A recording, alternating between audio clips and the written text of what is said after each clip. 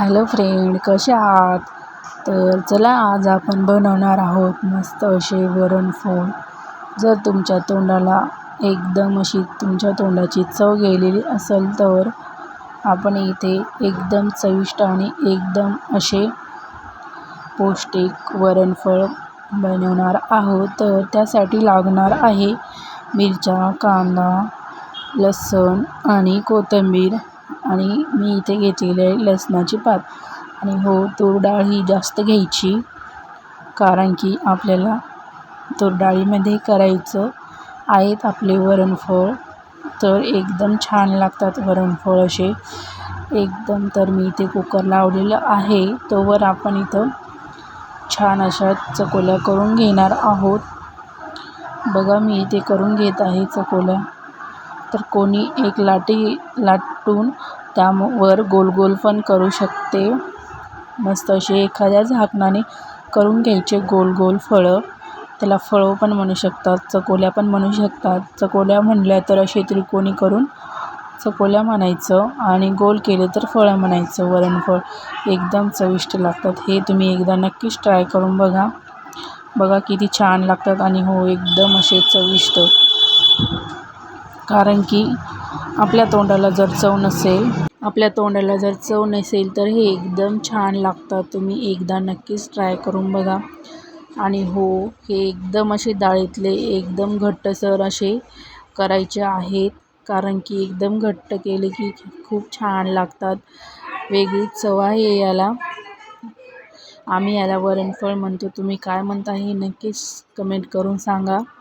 आणि केली की नाही हे पण कमेंट करून सांगा. एकदा नक्कीच ट्राय करा. बघा किती छान लागतात. तर तुमच्या तोंडाला चव नसेल तर याने नक्कीच चव येणार आहे. जर आपल्याला सर्दी, खोकला, ताप असेल तर आपल्या तोंडाला थोडीशी चव लागत नाही. काही केलं तरी पण चव लागत नाही कशाचीच. तर याने एकदम असे चविष्ट आणि चटपटीत करू शकता तुम्ही. जसे लागल तसे एकदम छान असे. बघा एकदा नक्कीच ट्राय करून बघा तुम्ही किती छान लागतात. आणि मी अशा आपल्या सरळ आणि सोप्या पद्धतीने भाज्या करत आहेत. प्लीज लाईक, शेअर आणि सबस्क्राईब. हे बघा एकदम छान असे आपलं वरण शिजलेलं आहे. एकदम असं एक डाळ शिजून घ्यायची आहे आपल्याला तूर डाळ. बघा इथे किती छान अशी शिजलेली आहे आपली डाळ. तर एकदम छान लागतात. तुम्ही एकदा नक्कीच ट्राय करून बघा. आणि मी भाज्या अशा पद्धतीने करते जे की आपल्या घरामध्ये सगळं साहित्य असेल अशी एकदम छान पद्धतीने करत आहे, की सहज भेटून जाईल आपलं. एकदम छान अशा आणि एकदम झटपट होणाऱ्या अशा आपल्या भाज्या आहेत. तुम्ही एकदा बघा करून कसे लागते तर नक्कीच सांगा कमेंट करून कसे लागले. तर खूप छान लागतात हे. आणि मी पण अशा जास्त मसाला पण नाही वापरत भाज्यामध्ये. एकदम गावरान पद्धतीने करत आहेत आपल्या भाज्या. त्यामुळे जास्त साहित्य नसेल आपल्या घरामध्ये तरी पण आपली भाजी होऊ शकते. या पद्धतीने मी करत असते भाज्या. ही माझीच पद्धत आहे, कारण की आपल्या खेड्यामध्ये जास्त काही नसते. भाजीला मसाले वगैरे काही नसतात. त्यामुळे अशी झटकीपट होणारी आणि एकदम कमी साहित्यामध्ये होणारी अशी भाजी करते. आपल्या गावाकडे भेटत नाही असं कोणते पण मसाले. त्यामुळे आपल्या साध्या आणि सरळ पद्धतीने मस्त असे खमंग असं फोडणी द्यायची आहे.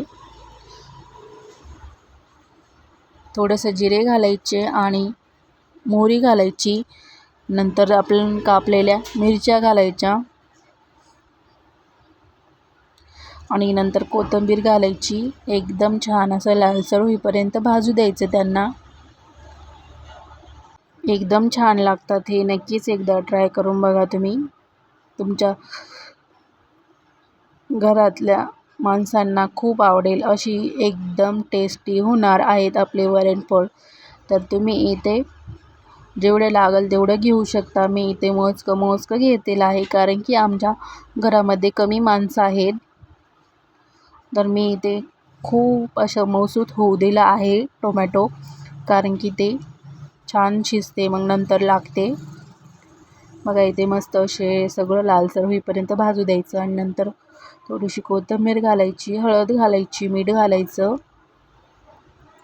आणि आपली शिजलेली डाळ घालायची. त्यामध्ये आपल्याला लागेल तेवढं करू शकता. आणि हो, यामध्ये थोडं घट्टच ठेवायचं, कारण की घट्ट असले की एकदम टेस्टी चव येते. बघा किती छान दिसत आहे एकदम असं. आणि हो, यामध्ये तेल थोडं जास्त घालायचं, कारण की ते एकमेकाला चिकटत नाहीत. मग तेल जास्त थोडं घातलं की एकदम छान असे सुटसुटीत होतात. तुम्ही गोल पण करू शकता, फळं एकदम छान लागतात.